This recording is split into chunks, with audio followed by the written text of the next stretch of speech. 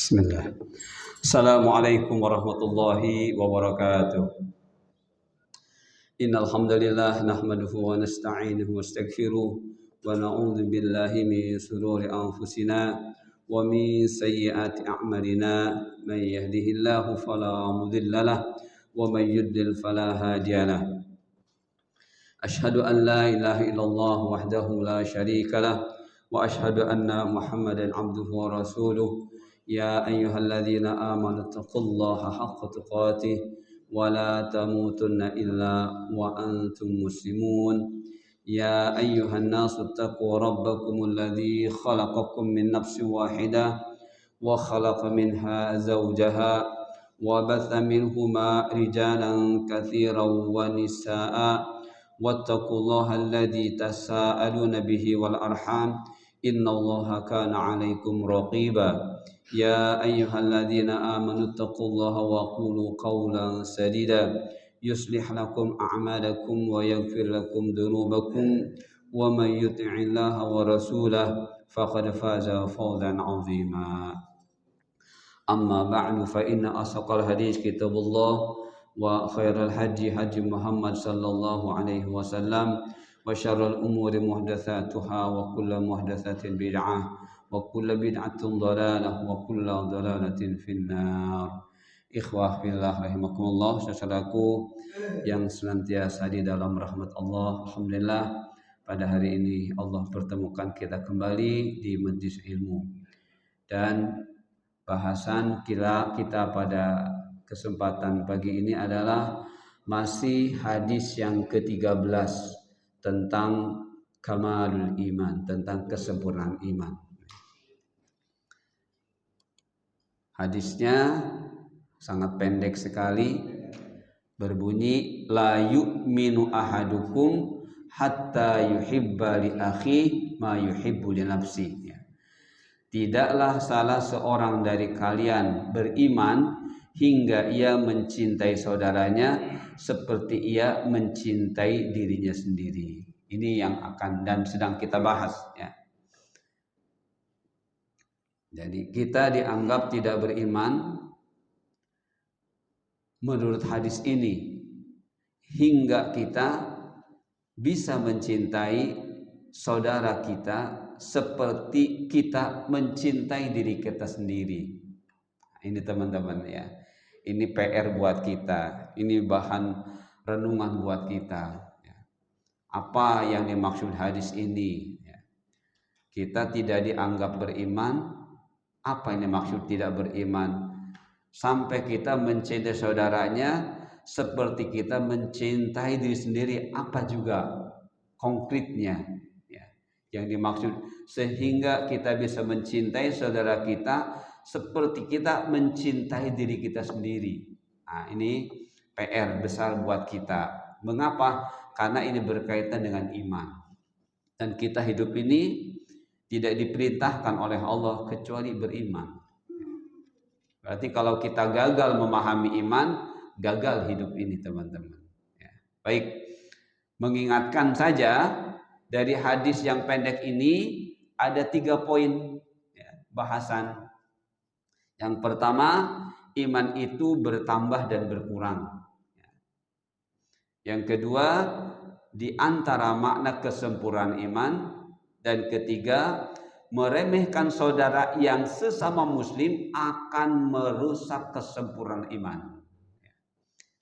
Jadi 3 poin bahasan ini insya Allah akan membuat kita beriman dan sempurna. Bukan hanya beriman tapi sempurna. Allah mengingatkan kepada orang yang beriman untuk beriman. Ya ayyuhalladzina amanu aminu. Wahai orang-orang yang beriman, berimanlah kalian.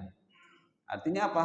Sempurnakan iman atau perbaiki atau buktikan, ya. Keimanan yang engkau akukan pada dirimu itu ayo buktikan, ya. Seperti itu, teman-teman. Jadi sekali lagi 3 poin bahasan dari hadis ini. 1, iman itu bertambah dan berkurang. Yang kedua, di antara makna kesempurnaan iman. Dan ketiga, meremehkan saudara yang sesama muslim akan merusak kesempurnaan iman. Alhamdulillah, pada pertemuan yang lalu kita sudah membahas yang poin pertama. Iman itu bertambah dan berkurang. Al-iman yazidu wa yanqus. Iman itu yazid bertambah, wa yanqus dan berkurang. Seperti apa iman itu bertambah? Bitta'ah, ya, dengan melakukan ketaatan-ketaatan. Kita alhamdulillah sudah paham ketika mengatakan taat, ketika mendengar kata taat, ketika membaca kata taat, langsung yang kita pahami adalah at-tauhid wa ittiba' sunnah. Tauhid berarti yang dimaksudkan mengesahkan Allah itu maksudnya adalah hanya menyembah Allah saja dengan benar. Itu yang dimaksud tauhid. Nah, untuk membuktikan ikrar kita hanya menyembah Allah saja dengan benar, maka dilanjutkan dengan ittiba sunnah, mengikuti sunnah Rasul. Yang dimaksud sunnah di sini ada sunnah menurut ilmu fikih, ada sunnah menurut akidah. Ya. Kalau menurut ilmu fikih, ma yusabu ala fi'li wa la yu'aqabu ala tarki. Amalan-amalan agama yang bila dikerjakan dengan benar dapat pahala. Tapi kalau ditinggalkan dengan tidak bermaksud meremehkan, tidak apa-apa, tidak berdosa. Itu sunnah menurut fikih. Dan inilah yang banyak dipakai di masyarakat. Ya. Ini yang banyak dipakai sunnah ini. Sehingga apa? Salat-salat sunnah banyak ditinggalkan. Atau amal-amal sunnah banyak ditinggalkan.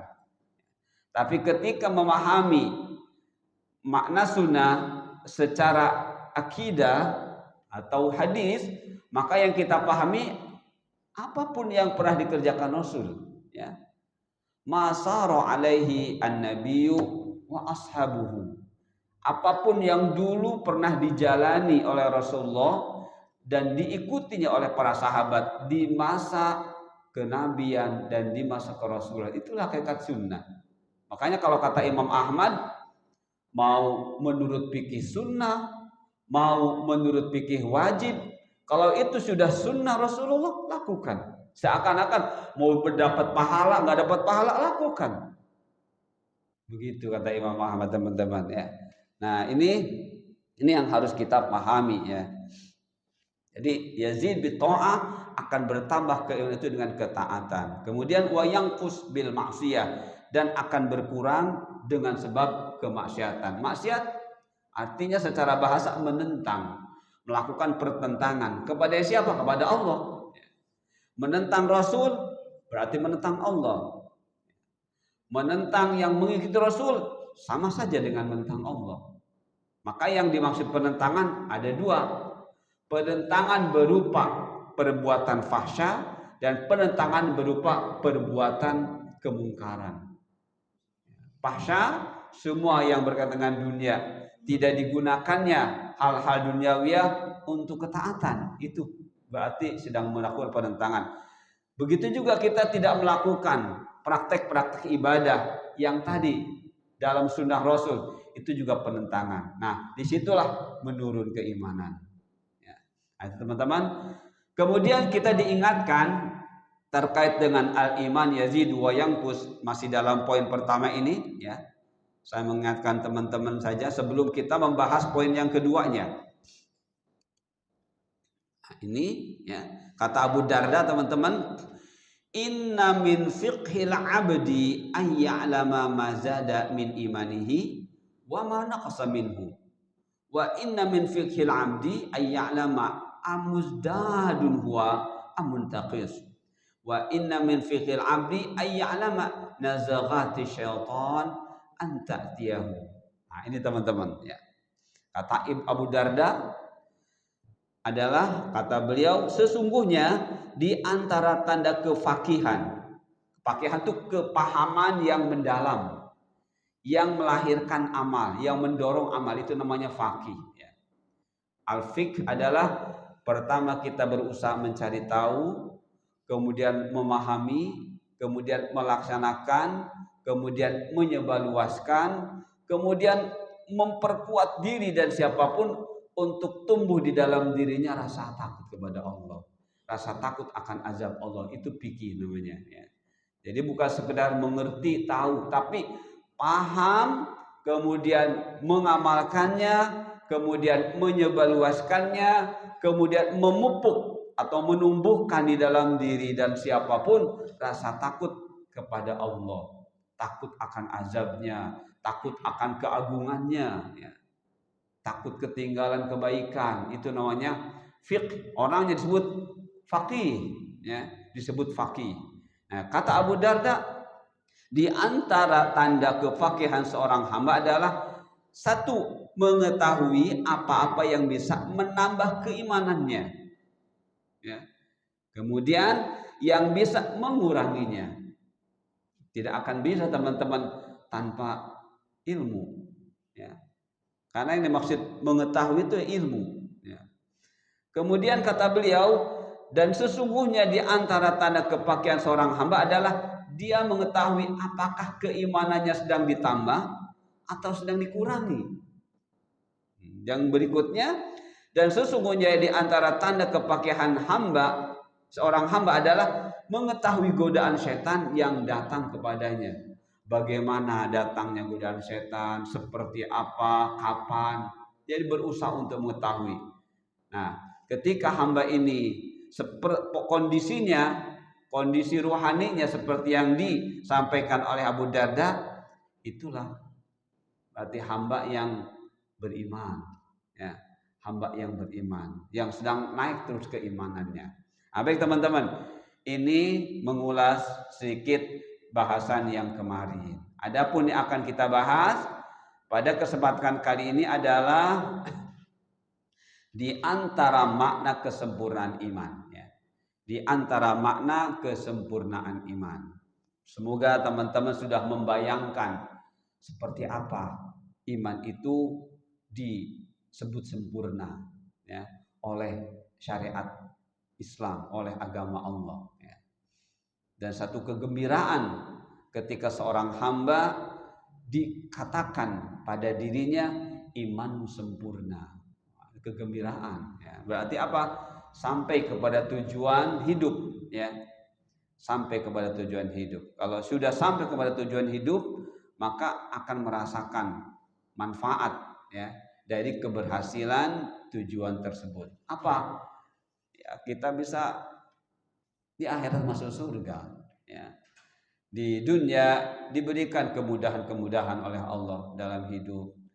Di dunia Allah kelompokkan ke dalam hamba-hamba yang saleh, itu diantara kemanfaatan, ya.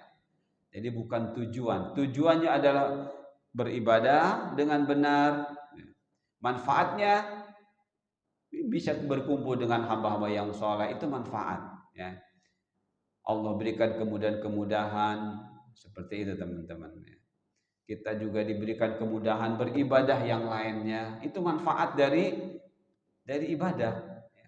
Tujuan kita di dunia adalah ibadah, manfaatnya bisa beribadah kembali dengan mudah dan lain sebagainya. Baik teman-teman, kita akan bahas poin kedua di antara makna kesempurnaan iman. Baik. Dalam hadis tadi kan dikatakan, la yu'minu ahadukum hatta yuhibba li akhihi ma yuhibbu li nafsi, ya. Jadi dalam hadis katakan tidaklah, nah, ya, tidaklah salah seorang dari kalian beriman hingga ia mencintai saudaranya seperti ia mencintai dirinya sendiri. Hadis ini secara tekstual dan konteks menyuruh kita untuk mencari-cari siapa di antara kita ini, ya. Hadis mengatakan la yu'minu ahadukum, tidak mengatakan la tu'minu, ya. Tapi la yu'minu, di antara kalian ada yang tidak beriman, kata Rasulullah. Rasul menyuruh kita mencari siapa ya kira-kira, apakah diri saya atau siapa. Nah, begitu. Jadi pada hakikatnya, pada prinsipnya bisa jadi semuanya tidak beriman, bisa jadi semuanya beriman, ya. Tinggal kita pahami saja makna yang terkandung dalam hadis ini. Saya baca lagi, artinya tidaklah salah seorang dari kalian beriman hingga ia mencintai saudaranya seperti ia mencintai dirinya sendiri. Nah, yang dimaksud pertama, yang dimaksud tidak beriman dalam hadis ini adalah tidak sempurna iman. Jadi yang dimaksud tidak beriman dalam hadis ini adalah tidak sempurna imannya. Berarti alhamdulillah, berarti kita masih beriman, ya. Masih dikelompokkan ke dalam orang beriman. Hanya kita disuruh menyempurnakan keimanan kita. Hanya kita diperintah melalui hadis ini untuk menyempurnakan keimanan kita. Nah, di sini dan untuk menyempurnakan iman seseorang adalah dengan cara mencintai saudaranya seperti dia mencintai dirinya sendiri. Dalam hadis ini sudah ada perintah, sudah ada cara.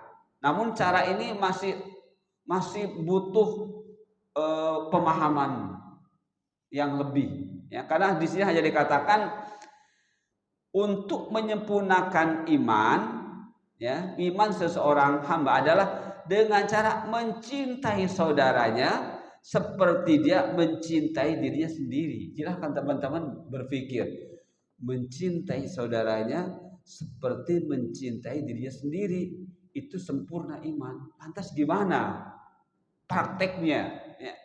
Bagaimana prakteknya bahwa kita ini dianggap mencintai saudara kita seperti mencintai diri sendiri. Dan ketika seperti itu kondisi kecintaan kita terkait keimanan kita kepada saudara, maka kita dikelompokkan ke dalam hamba-hamba yang sempurna imannya. Nah, ini pertanyaan buat kita, PR buat kita kembali ya. Seperti apa nih maksudnya? Baik, insya Allah saya sudah kumpulkan untuk jawaban ini ya. Baik dari Al-Quran ataupun hadis, ataupun apa yang dipahamkan kepada kita dari para ulama melalui hadis yang pendek ini. Melalui hadis la yu'minu ahadukum hatta yuhibba li akhi ma yuhibbu li nafsihi. Baik teman-teman, sekali lagi pertanyaan ini harus ada dalam diri kita.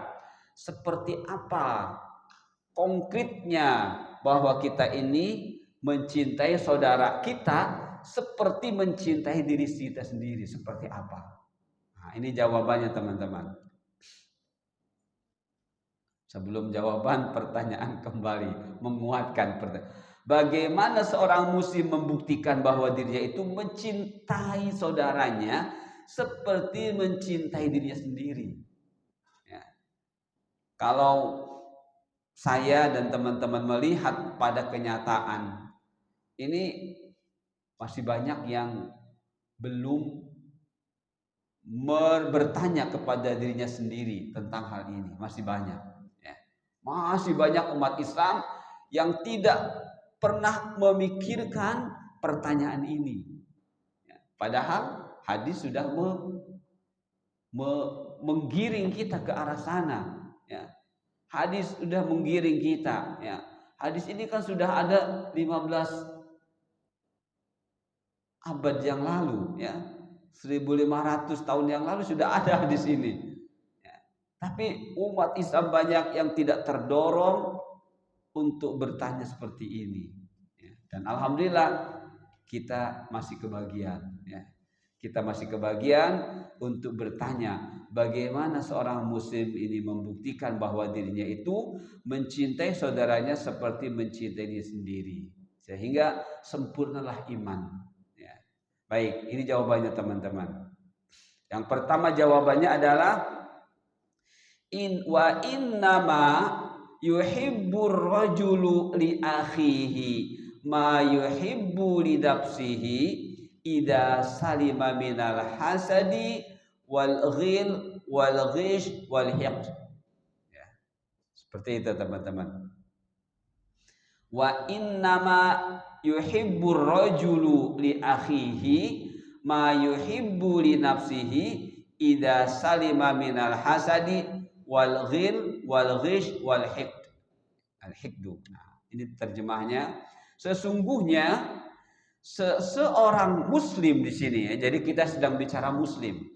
Sesungguhnya seseorang muslim atau seorang muslim hanya, di sini teman-teman, hanya akan, seakan-akan tidak ada cara yang lain ya, kecuali apa yang terkandung dalam hadis ini secara kontekstual ya.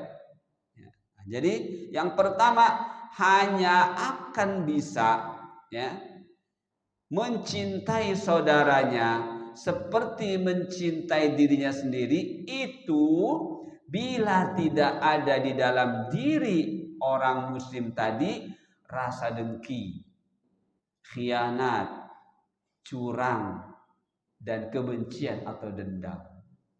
Ya, teman-teman, ini modal pertama ya.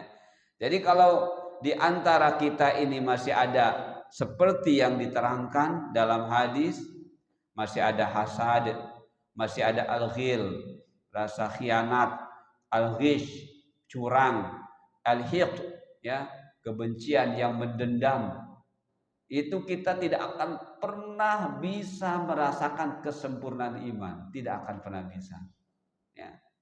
Nah, saat ketidaksempurnaan iman ini ada pada seseorang, apakah dia masih dianggap beriman atau imannya benar? Nah, itu jadi pertanyaan lagi teman-teman. Bapak apa nggak sempurna juga, yang penting saya sudah beriman. Apakah seperti itu? Bisa jadi malah dengan dia menghibur diri dengan perkataan, yang penting sudah beriman, bisa jadi justru dia tidak beriman. Ya. Bisa jadi keimanannya tambah terpuruk saat itu.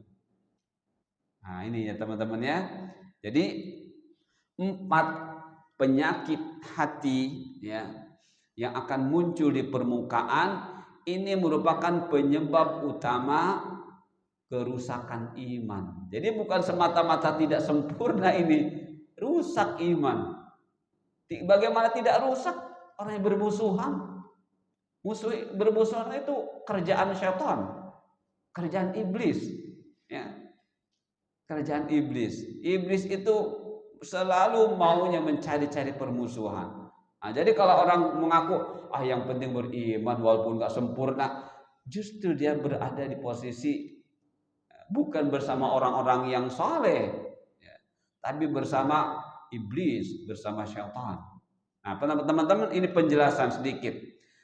Hasad di sini terjemahnya adalah dengki. Tapi apa sih yang kita maksudkan dengan dengki di sini? Tamanna zawalin ni'matil mahsud. Yang dimaksud hasad, terjemah bahasa kitanya dengki, adalah menginginkan hilangnya nikmat dari orang yang didengki. Ya. Jadi orang yang kita dengki, kita ini berharap nikmat yang ada pada diri orang itu hilang. Baik hilang total atau berpindah kepada dirinya atau kepada siapa. Itu teman-teman, itu namanya al-hasad ya. Kita menerjemahkannya dengki. Jadi orang dengki adalah orang yang di dalam dirinya berkecamuk keinginan agar nikmat yang ada pada diri orang yang didengki itu adalah hilang. Terserah hilangnya, hilang benar-benar hancur atau berpindah ke orang lain. Wa'iyadzubillah. Itu hasad ya. Itu hasad. Nah, ada lagi al-hikdu. Nah, ini hikdu yang di ujung ya. Kita terkadang menerjemahkan hikdu juga dengan hasad. Memang mirip-mirip teman-teman. Di sini dijelaskan al-hikdu su'udzon fil qalb 'alal khalaiq li ajlil adawah. Al-hikdu di sini adalah kebencian yang mendendam. Ya, kebenciannya tuh terus menguat dan menguat. Ya. Bukannya hilang, ya, tapi menguat dan menguat. Jadi kebencian yang mendendam atau dendam. Ya. Apa artinya? Su'udzon, selalu dipenuhi dalam hatinya keburuk sangkaan. Alal khalaik, kepada manusia. Li ajlil adawah, karena permusuhan. Itu teman-teman ya. Jadi kalau sudah berkaitan dengan permusuhan, itu udah kaitannya dengan ini, dengan yang sedang kita bahas. Wa'iyadzubillah ya. Tadi saya sampaikan apa yang perjuangkan oleh iblis dan keturunannya adalah permusuhan.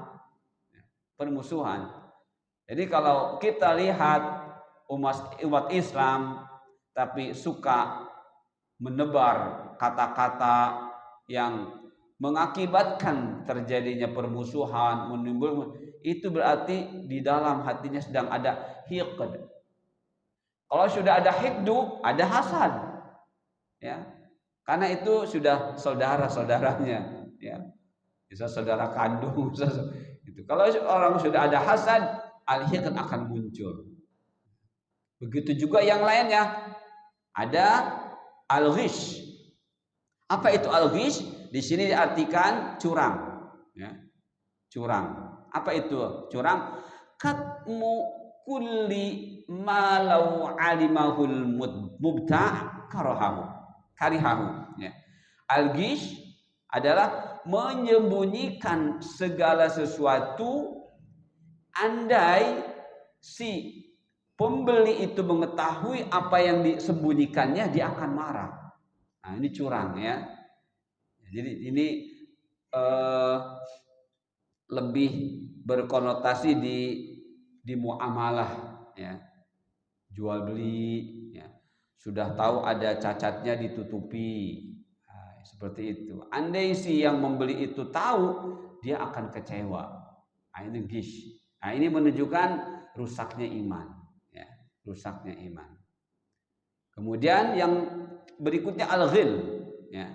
Apa itu al-ghil? Huwa al-khiyanah, khianat, ya. Khianat itu memutus perjanjian atau tidak komitmen dengan yang dijanjikan, ya. Dengan ahdu, ya. Nah, di sini wa asluhu akhdhu syai' fil khufyah. Makna asli dari al-ghil yang itu khianat adalah mengambil sesuatu secara diam-diam. Itu namanya al-ghil. Mengambil sesuatu secara diam-diam. Wal ghil al-hikdu al-kamin fi sadr. Dan al-ghil maknanya juga al-hikdu yang tersembunyi di dalam dada. Teman-teman, jadi menyambung menjadi satu. Hasad, hikad, gil, gish itu sambung menyambung menjadi satu. Wa'idzubillah, ya. Jadi al-ghil adalah al-hikdu al-kamin.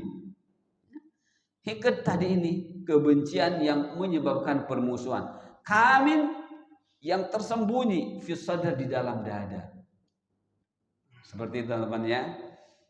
Wa'idzubillah. Mudah-mudahan Allah jaga hati kita, jaga diri kita, jaga diri kita dari sifat-sifat, dari penyakit-penyakit yang disebutkan dalam hadis ini. Baik, teman-teman. Jadi yang pertama, untuk menjadikan iman ini sempurna, kita harus terus minta kepada Allah agar dibersihkan dari hati kita sifat yang buruk yang mendominasi ini, ya. Karena dari 4 penyakit hati yang 4 ini akan muncul berbagai macam penyakit. Nanti kita akan bahas di poin yang ketiga. Baik, untuk memperjelas dan untuk mempertegas ini, ya. An Abi Hurairah, dari Abu Hurairah, qala Rasulullah sallallahu alaihi wasallam, la tadkhulul jannata hatta tu'minu wa la tu'minu hatta tahabbu. Awala adullukum ala syai' idza fa'altumuhu tahabbtum afshus salam bainakum. Kata Rasulullah SAW, kamu sekalian tidak masuk surga. Bisa dimaksudkan tidak akan masuk surga, ya, sehingga kalian beriman. dan kamu sekalian tidak beriman atau tidak akan beriman atau tidak akan benar imannya, apalagi sempurna, sehingga kalian saling mencintai. Begitu teman-teman ya. Jadi keimanan itu akan tumbuh dengan kecintaan.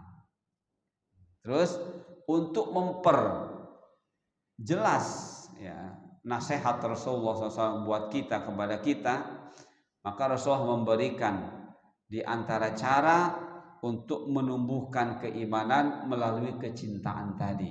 Apa kata Rasulullah? Maukah aku tunjukkan kepada kalian sesuatu yang apabila kalian melaksanakannya, kalian akan saling mencintai? Nah, maka tentu sahabat di sini menjawab. Rasulullah mengatakan, afsyus salam bainakum, sebarluaskan salam di antara kalian. Nah, itu teman-teman ya. Jadi di antara cara untuk menumbuhkan keimanan yang sempurna adalah dengan menumbuhkan kecintaan dengan sesama muslim khususnya. Dan untuk membuktikan kecintaan ini tumbuh adalah dengan menyebarluaskan salam. Nah, di sini salam, di sini yang dimaksud salam seperti apa teman-teman? Ya. Nah, disinilah PR lagi buat kita. Ya, apa yang dimaksud kata assalam pada hadis ini? Baik, saya jelaskan di sini teman-teman, yang dimaksud salam di sini adalah assalamu huwa ismun min asma'illahil husna minhu bima'nal aman. Yang dimaksud salam adalah pertama ucapan assalamualaikum itu sendiri. Assalamualaikum. Ya. Itu Rasul menyuruh kita sebarluaskan assalamualaikum. Ya, assalamualaikum. Seperti itu. Boleh ditambah assalamualaikum warahmatullahi wabarakatuh. Nah, tapi ini lafaz. Karena perintah salam ini adalah kaitannya dengan kesempurnaan iman dan Rasulullah menyuruh menyebarluaskannya, maka yang harus dipahami bukan hanya lafaz assalamualaikumnya saja teman-teman, tapi makna kandungan dari assalamualaikum itu sendiri. Ya, jadi lafaznya ya, kandungannya pun demikian. Nah, ketika lafaz dan kandungan itu dipahami, maka insya Allah ini akan bermanfaat bukan hanya buat saudara kita yang sama-sama muslim, tapi buat siapapun. Mengapa? Nah, ini karena assalam itu adalah salah satu dari nama-nama Allah atau salah satu dari sifat-sifat Allah. Ya. Al-husna yang terbaik. Nah, ya. Dan di antara makna dari assalam adalah aman. Ya. Kata mukmin ini kaitannya dengan aman, teman-teman. Ya. Biasanya kalau sebut muslim, man salima mil lisani wa yadi. Ketika bicara muslim, maka ditekankan pada gerakan lahiriah, baik lisan ataupun perbuatan. Tapi ketika bicara aman, digabung dari dalam. Ya, digabung dari dalam. Kata Islam sudah include di dalam kata iman. Apa itu aman? Ya. Orang muslim jika lisannya terjaga, perbuatannya terjaga, maka dia akan menjadikan orang lain bukan hanya selamat, tapi juga merasakan keamanan. Aman, nyaman. Baik dirinya ataupun harta bendanya. Yang empat, teman-teman. An-nafas, al-aql, an-nasal, al-mal. Itu akan aman. Jadi kalau sudah aman, di dalamnya sudah ada salam, ada selamat. Ya. Seperti itu. Dan begitu juga sebenarnya, kalau sudah ada selamat, seharusnya sudah ada aman. Makanya Islam dan iman tidak boleh berpisah. Nah, ini teman-temannya. Jadi kata assalam itu di antara nama dari nama-nama Allah, atau di antara sifat dari sifat Allah yang punya arti aman. Ya. Jadi orang yang bergaul dengan dia aman, ya. Tidak merasa ada ancaman, tidak ada rasa takut, pokoknya aman, nyaman. Ya. Seperti itu teman-teman. Nah, jadi ini yang pertama. Berikutnya teman-teman, setelah kita mengetahui mana assalam, tadi saya sampaikan lafaz assalamualaikum itu khusus untuk sesama muslim. Tapi kandungan dari assalamualaikum itu harus untuk siapa saja, termasuk untuk orang-orang yang di luar agama kita. Apalagi kalau kita punya tetangga yang tidak seagama dengan kita. Jangan mentang-mentang tidak seagama, lantas kita tidak menjadikan dia aman. Lantas kita tidak menjadikan dia selamat. Tetap keamanan, keselamatan kita harus sebarluaskan. Walaupun tetangga kita tidak seagama dengan kita. Ya, kita tidak assalamualaikum, tapi bagaimana kabarnya Pak, Bu? Seperti itu. Itu ucapan yang terkandung dari mana assalam. Ya. Kita punya makanan bisa berbagi. Nah, itu rasa aman, rasa yang lahir dari kata assalam, yang di dalam assalamualaikum warahmatullahi wabarakatuh. Itu teman-teman ya. Jadi sekali lagi, ucapan afsus salam bukan hanya lafaz assalamualaikumnya saja, tapi juga kandungan dari assalamualaikum. Lafadznya khusus untuk orang Islam, tapi kandungannya bebas untuk siapa saja. Nah, baik, itu yang pertama. Berikutnya teman-teman, lihat di sini, Ani Zubair bin Awam, dari Zubair bin Awam, anna Nabiyya sallallahu alaihi wasallam qala, bahwa Nabi sallallahu alaihi wasallam bersabda, dabba ilaikum daul umam qablakum al-hasadu wal baghdha. Ya, dari 4 sifat tadi, 4 penyakit hati tadi dikandungkan di dalam 2 ini, ya. Diwakili oleh 2 penyakit hati ini teman-teman. Al-hasad wal baghdha. Ya. Al-hasad wal baghdha. Tadi kan sudah ada. Hasad adalah tamanna zawali ni'mati al-mahsud. Ya. Menginginkan agar nikmat Allah yang ada pada diri orang yang kita benci tersebut hilang. Ya. Itu kan hasad. Sedangkan hikad adalah menimbulkan kebencian, permusuhan. Al-ghil adalah khianat, ya. Al-ghish adalah curang. Nah, semuanya dikandung di 2 sifat ini, atau 2 sifat buruk ini. Kata Rasulullah, dabba itu berjalan secara perlahan. Kalau macet itu namanya dabba, macet, merangkak, ya. Dabba ilaikum daul umam. Penyakit umat, yakni penyakit manusia ini terus dabba, ya, terus berjalan secara perlahan. Ilaikum, menuju kalian. Qablakum, sebelum, maksudnya penyakit umat sebelum kalian. Ya. Jadi penyakit hasad, baghdha, hikad itu sudah ada teman-teman sebelum kita. Ya, sebelum kita sudah ada. Ya.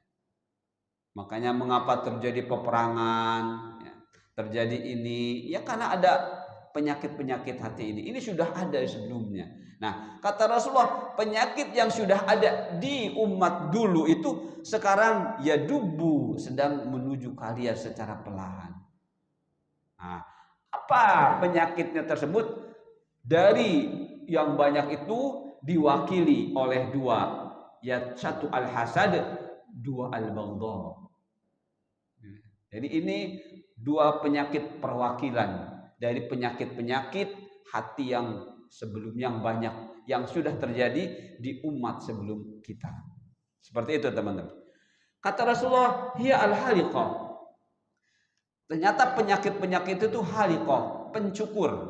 Nah, haliqah itu pencukur. Tapi kata Rasulullah, la aqulu tahliku syar. Tapi yang saya maksudkan bukan mencukur rambut, bukan.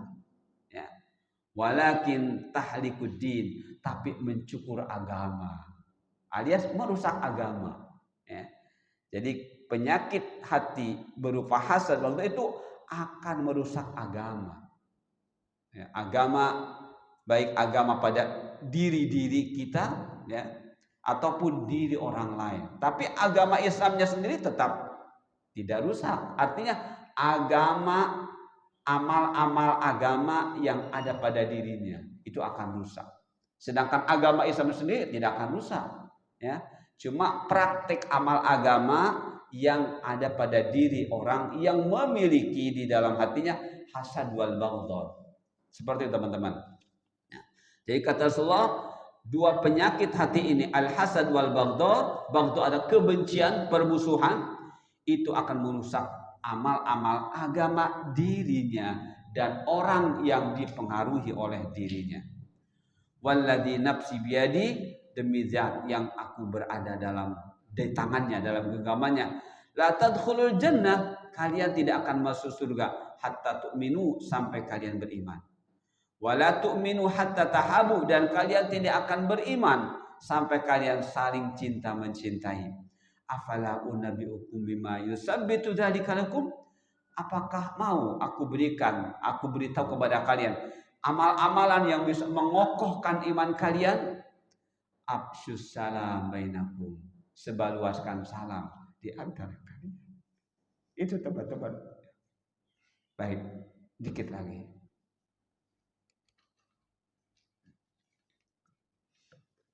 Dari Abdullah bin Salam, ya. An Abdullah bin Salam, dari Abdullah bin Salam qol, dia berkata, lamma qadima Rasulullah sallallahu alaihi wasallam, ketika Rasulullah sallallahu Madinah, datang ke Madinah, ya.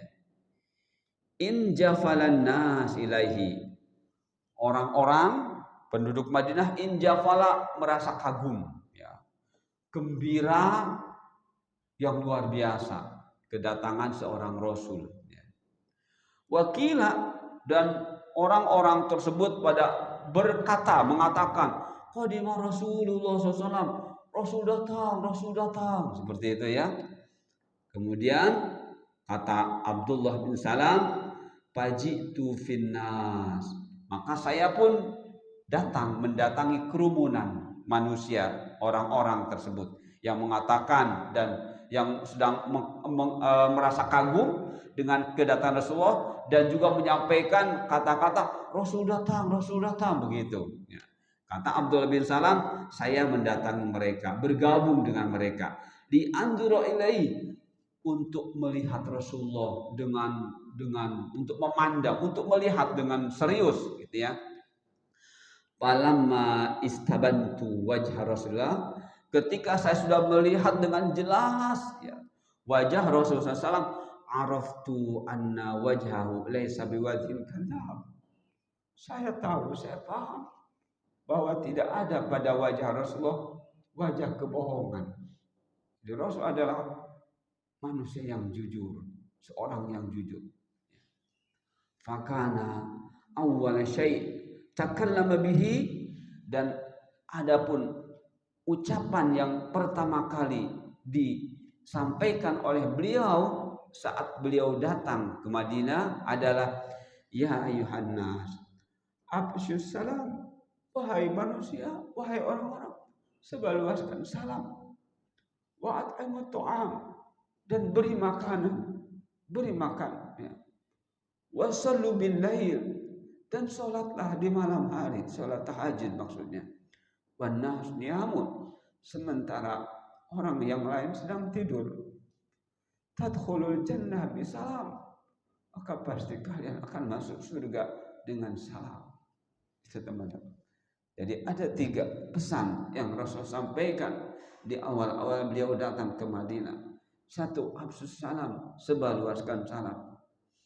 Yang kedua, wa at'imut ta'am, beri makan, beri makan. Kalau dalam hadis lain ada pertanyaan, ayu Islam fi khair ya Rasulullah, Islam yang seperti apa yang baik? Maka saya menjawab, an taqra as-salam ala man arabta wa man lam ta'rif wa an tut'imut ta'am ala man arabta wa man lam ta'rif. Di antara ciri kebaikan Islam seseorang adalah engkau sebar-sebarkan salam, baik kepada orang yang kau kenal ataupun kau tidak kenal. Wa at'imut ta'am, dan beri makan, baik kepada orang yang kau kenal ataupun kau tidak kenal. Itu teman-teman. Dan kemudian yang ketiga, pesan Rasulullah di awal-awal kedatangan beliau ke Madinah adalah menyuruh kita untuk sholat malam alias tahajud. Teman-teman, saya pernah mendapati hadis tentang sholat malam, ya. Jadi barang siapa sholat malam dengan 10 ayat, ya minimal 10 ayat, maka akan dikelompokkan ke dalam orang-orang yang zakirin. Zakirin, selalu ingat. Jadi selain Al-Fatihah. Kemudian kalau 100, ya, 100 minal qanitin, termasuk orang-orang yang taat. Dan kalau sudah 1000 minal muqantarin atau muqantirin, dikelompokkan oleh Allah ke dalam orang-orang yang dermawan. Walaupun secara fisik, ya, materialnya tidak ada, tapi Allah kelompokkan orang tersebut ke dalam orang-orang yang dermawan. Jadi sekali lagi, kalau kita sholat malam minimalnya membaca ayat selain Al-Fatihah 10, yuktab minadz zakirin, ditulis, dicatat sebagai orang yang selalu berzikir kepada Allah. Kalau 100 minal qanitin, termasuk orang-orang yang taat. Kalau 1000 minal muqantarin atau muqantirin. Ini makanya mudah-mudahan dengan hadis ini kita dipacu kembali, ya, untuk tetap menggunakan di antara bagian dari malam kita untuk sholat malam. Untuk penjelasan tentang ini teman-teman, ada dalam surah Al-Furqan. A'udzubillahi minasyaitonirrajim. Wa ibadur rahmanil ladzina yamshuna 'alal ardi haunan wa idza khatabahumul jahiluna qalu salama. والذين يبيتون لربهم سجدا وقياما والذين يقولون ربنا اصرف عنا عذاب جهنم إن عذابها كان غراما إنها ساءت مستقرا ومقاما والذين إذا أنفقوا لم يسرفوا ولم يقتروا وكان بين ذلك قواما. Surah Al-Furqan ayat 63, wa ibadur rahman, dan hamba-hamba Tuhan yang maha penyayang. Itu jadi kalau tadi hadis menerangkan tentang buruk, berarti hamba-hamba yang buruk tadi teman-teman, ya. Dengan adanya di dalam hatinya sifat-sifat al-hasad, hikad, gilghish, itu berarti hamba yang buruk. Allah tidak menyandarkan hamba-hamba seperti ini kepada Allah. Tapi di dalam ayat ini Allah menerangkan tentang karakter dan sekaligus hati yang bersih, ya, dari hamba-hamba tersebut. Dan Allah sandarkan hamba-hamba ini kepada Allah dengan menyebut ibadur rahman, ya, ibadur rahman. Di antara tanda-tanda ibadur rahman, saya tidak menerangkan semuanya, sebagian saja. Jadi teman-teman bisa membuka sendiri surah Al-Furqan lanjutannya di sini. Dan hamba-hamba Tuhan yang maha penyayang itu adalah satu, orang-orang yang berjalan di atas bumi dengan rendah hati. Rendah hati tidak ada sombong, tidak ada kebencian, tidak ada hasad, tidak ada hikd, tidak ada ghish, tidak ada ghil. Ya. Jadi dengan rendah hati. Apa ciri rendah hatinya? Dan apabila orang-orang yang jahil menyapa mereka, maka mereka mengucapkan kata-kata yang mengandung keselamatan. Wa qalu salama ini. Wa idza khatamul jahil ini orang-orang yang enggak berilmu, ya. Yang tadi yang memiliki sifat-sifat yang tadi, ya. Jahil. Orang-orang yang hatinya kotor menyapa. Kalau dalam surat Mutaffifin, Al-Mutaffifin teman-teman, innal ladzina ajramu kanu minal ladzina amanu yadhakun. Nah, itu kan ajram, orang-orang yang hatinya kotor tadi. Kalau ketemu orang yang beriman mentertawakan. Wahabi itu Wahabi. Falanya dibilang. Itu kenapa? Enggak banjir, enggak apa. Celananya diangkat-angkat. Itu ajramu. Innal ladzina ajramu kanu minal ladzina amanu yadhakun, mentertawakan. Wa idza maru bihim yataghamazun. Ketika orang-orang yang beriman ini lewat di hadapan mereka, yataghamazun, bersama teman-temannya, lihat tuh orang itu. Wa idza qalabu ila yang wa idza qalabu ila ahli munqalabu faqihin. Begitu juga. Padahal apa kata Allah? Mereka juga mengatakan wa idarahum qalu ulaika jahilunnya. Ketika lihat orang-orang bodoh, apa kata Allah? Wa ma ursilu alaihim hafizun. Mereka itu bukan malaikat. Ya. Kata Allah, orang-orang yang penyakitan itu bukan malaikat. Allah turunkan bukan jadi malaikat. Malaikat kan tugasnya mengawasi. Nah, orang-orang itu kata Allah bukan tugas kalian mengawas-ngawasi orang beriman, yang ada malah mencaci maki, waliyadzubillah. Tapi nanti dibalik oleh Allah di akhirat, innal ladzina amanu fal yaumal ladzina amanu minal kuffari yadhakun. Nanti dibalik oleh Allah di akhirat, mereka akan ditertawakan oleh orang beriman atas izin Allah. Sekarang kita ditertawakan oleh mereka karena keimanan kita, tapi nanti di akhirat Allah balik, mereka akan ditertawakan oleh orang beriman atas izin Allah, atas perintah Allah. Nah, teman-teman ya. Jadi salama di sini semua apapun yang bisa menyelamatkan, yang menjadikan rasa aman di semuanya. Jadi ciri-ciri orang hamba Allah adalah selalu berupaya, baik lisannya ataupun apanya, harus bisa melahirkan rasa aman, rasa nyaman kepada siapapun. Kemudian ayat ke-64-nya, dan orang-orang yang melalui malam hari dengan bersujud dan berdiri kepada Tuhan mereka. Ini maksudnya ya. Walladzina yabituna lirabbihim sujada wa qiyama. Dan di malam hari tidak melewatkan walaupun hanya 3 rakaat. Atau mungkin hanya 1 rakaat. Karena mepet sekali, akhirnya cuma kebagian 1 rakaat witir. Jadi sama sekali jangan ditinggalkan waktu malam harinya. Diisi dengan salat walaupun hanya 1 rakaat minimal. Ya. Atau 3 rakaat. 2 rakaat tahajudnya, 1 rakaat witirnya. Tadi 10 ayat selain Al-Fatihah tuktab minadzakirin, dicatat oleh Allah sebagai orang yang zakir, yang ingat. Kalau mi'ah 100 tuktab minal qanitin, orang-orang yang taat. 1000 minal muqantirin atau muqantirin.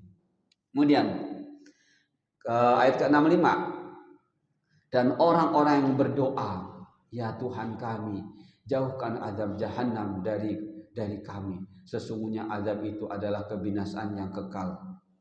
Teman-teman, jadi kita tidak boleh tidak berdoa, harus berdoa, minta diselamatkan dari neraka. Saya prihatin ngobrol sama istri. Jadi ada di antara saudara kita, ya, dulu ngaji dengan kita, kenal sunnah, kena subhat, dia tinggalkan kita. Ketika ketemu dengan sesama teman yang masih kenal sunnah, ditanyanya, ya ngobrol-ngobrol, pertanyaannya ya, kenapa tidak ngaji lagi dengan kami? Ya, apa-apalah, nyobain di neraka sedikit katanya. Astagfirullah. Jadi begitu omongannya tuh, apa-apa nyobain di neraka. Karena awalnya berpakaian sudah bagus, ya menutup, dia kembali ke pakaian jahiliyah. Jadi dia sendiri mengatakan, gak apa-apalah nyobain di neraka sebentar. Ini dia tidak sadar, dia sedang istihza, dia sedang mengolok-olok. Itu mengolok-olok teman-teman namanya. Ya, mengolok-olok, wa'iyadzubillah. Mengolok-olok itu bisa menyebabkan kekufuran. Nah, ini teman-teman, makanya hati-hati. Ya.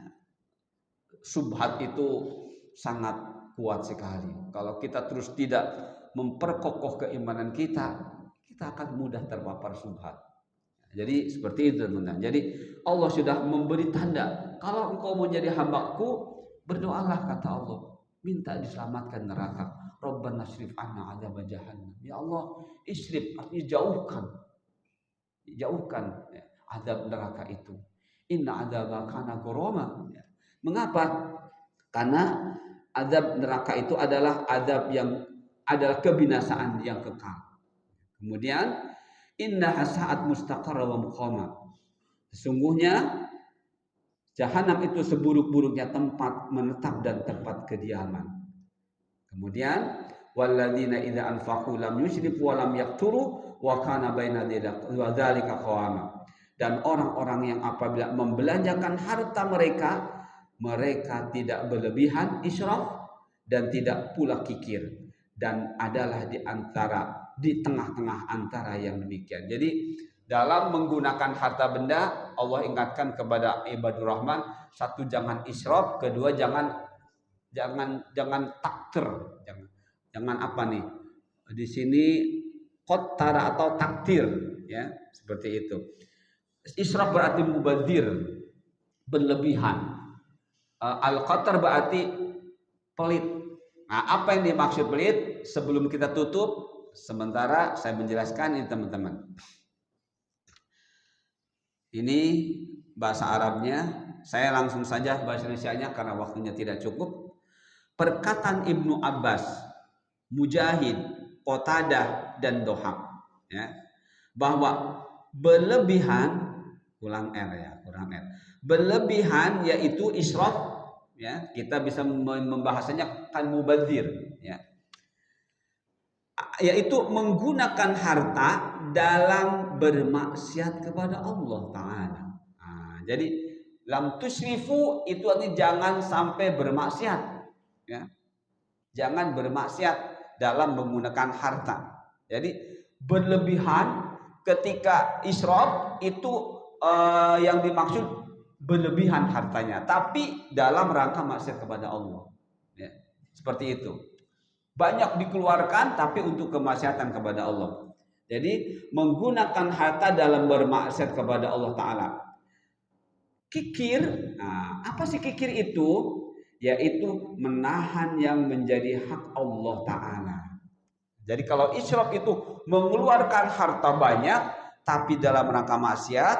Kalau al-qatr, ya taktur tadi, ya al-takdir walam yakturu, itu kikir, yang dimaksud adalah menahan yang menjadi hak Allah Ta'ala. Hak Allah Ta'ala terkait dengan harta benda kita apa teman-teman? Wabtaghi fima ataqal dan akhirah. Kata Allah, cari dengan dunia yang Allah berikan kepadamu negeri akhirat. Ini hak Allah.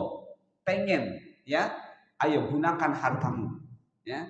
Kalau engkau gunakan hartamu seperti yang Allah tentukan, engkau akan mendapat kebaikan-kebaikan. Nah, ketika kita tidak menggunakannya untuk mencari akhirat, itu berarti kita sedang melakukan kikir, ya, sedang dalam kekikiran. Begitu teman-teman. Jadi manfaat Allah mau zakat, sayang. Padahal zakat wajib, ya, tapi dicarinya cara supaya sampai tidak berzakat. Supaya tidak berzakat, cari-cari celah. Mau sodako apalagi, ya, atau infak seperti itu. Ya. Apalagi kalau sodako infak kan jumlahnya bisa lebih besar dari zakat. Dicarinya celah supaya tidak berzakat, tidak bersodako atau tidak berinfak. Ini berarti dia sedang melakukan kekikiran, ya. Walaupun sedikit, apalagi banyak. Nah, kemudian dikit lagi teman-teman, diperjelas, ya. Mujahid berkata, andai seseorang menggunakan hartanya berupa emas seberat gunung Kubais. Gunung Kubais itu teman-teman yang sudah pernah umroh mungkin dijelaskan, sekitar Masjidil Haram, ya. Sekitar Masjidil Haram Gunung Kubais itu. Tingginya mungkin sekitar 400 meter kalau dulu, sekarang mungkin enggak, ya, seperti itu. Nah, kata Mujahid, andai seseorang menggunakan hartanya berupa emas seberat gunung Kubais dalam taat kepada Allah, maka tidak disebut berlebihan. Oh ya, tidak disebut berlebihan. Kenapa? Karena dalam rangka taat kepada Allah, ya. Seperti itu. Alias tidak mubazir. Akan tetapi andai seseorang menggunakan hartanya meskipun hanya satu sok berapa teman-teman? Satu sok itu setengah mud, ya, setengah mud. Katakanlah satu mud itu 3 kilo. Nah, satu sok itu 1,5 kilo, ya. Digunakannya dalam maksiat kepada Allah, maka disebut mubazir, disebut kikir, ya, disebut kikir atau sebut mubazir juga, betul. Padahal sedikit, tapi ketika digunakannya untuk maksiat juga disebut israf, disebut akan berlebihan. Berarti ketika ini dua, ya israf, ya takdir. Wa'iyadzubillah. Itu teman-teman, ya. Baik, karena waktunya tidak cukup, insya Allah berarti pertemuan berikutnya yang keduanya. Maksudnya yang kedua tuh cara menyempurnakan keimanan. Yang tadi cara menyempurnakan keimanan dengan mengucapkan salam, ya, menghilangkan sifat-sifat buruk yang ada pada diri kita. Yang berikutnya insya Allah ahad depan ini, faida ahabbal mu'min li nafsi fadilatan min dinini ila ghairi, ya. Insyaallah ahad depan teman-teman. Mudah-mudahan Allah ringankan kaki kita untuk kembali membahas ciri yang kedua atau upaya yang kedua untuk menyempurnakan keimanan kita. Itu saja teman-teman, mudah-mudahan bermanfaat. Subhanakallahumma bihamdika asyhadu an la ilaha illa anta astaghfiruka wa atubu ilaik. Wassalamualaikum warahmatullahi wabarakatuh.